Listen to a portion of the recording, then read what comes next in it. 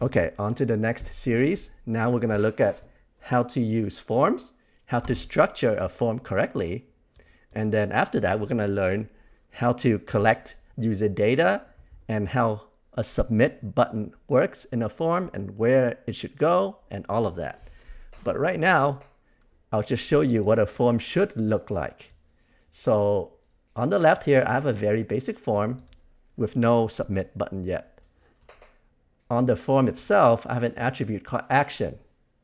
A lot of people don't put this, but what action does is that this is the link that JavaScript will send your form to. In real life, this would be a server. It will send all the information, in this case, just the name to the server, and then the server will process the name. Okay, so if I just type in whatever and I press enter, if you look at the URL up here, it automatically opened server link to handle send form, which matches what I put here. Okay, let me delete that. All right, and right here, method is equal to post. Now, this is more of a back-end topic, so I won't go too much into it. But whenever you send a form, right, mostly it will be post or get. So get is something like, let's say you forgot your Facebook password, right? And they ask for your username. You type in your username and you click OK, right? And then it will send your username to their server, and then it will read that the method is get, so that it knows, oh, he forgot his password. Let me get his password and return it back to him. The other one is post. Post is like when you create a Facebook status or a Facebook post, right? And you type in whatever you want, like I feel good today, I did a lot of coding. Then you press post. It will send that to the server, and the server will handle the content to be posted on your Facebook wall. So that's what post is. Okay. The third one is patch. Patch means that you just want to edit something that's already on the server.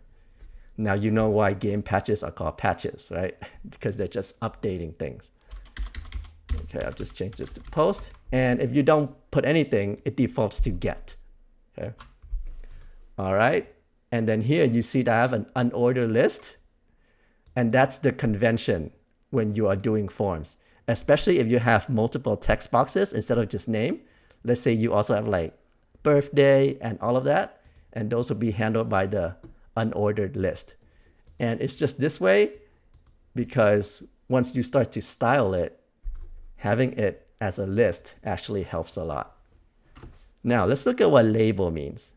So I have a label here with the text content of name, and then I have an input. Now what does this for attribute equals name do? Well, this is mostly for screen readers, but here, let me show you something cool. If you look on the right, if I click on the word name, the box gets focused and I can start typing. And that is because of the for attribute.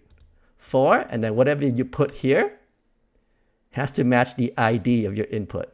So you see how it says for equals name, and then the input's ID is also name. So when it sees this, JavaScript actually links this label to this input. Okay. And if they have a screen reader, it will actually tell them that as well. And it also lets them click on the name and it selects the input. Now, if we take this away, if we take the for away and we click on it, nothing happens. Okay. If we take the ID away and we click on it, nothing happens. If we put it back and we click on it, it gets selected. Okay. All right. And you see this p tag here? That's what we're going to do next. Okay. So next, we're going to learn if the user types in the name, how can you record what he or she types and paste it down at the bottom at the same time using event listeners. All right, let's move on to that.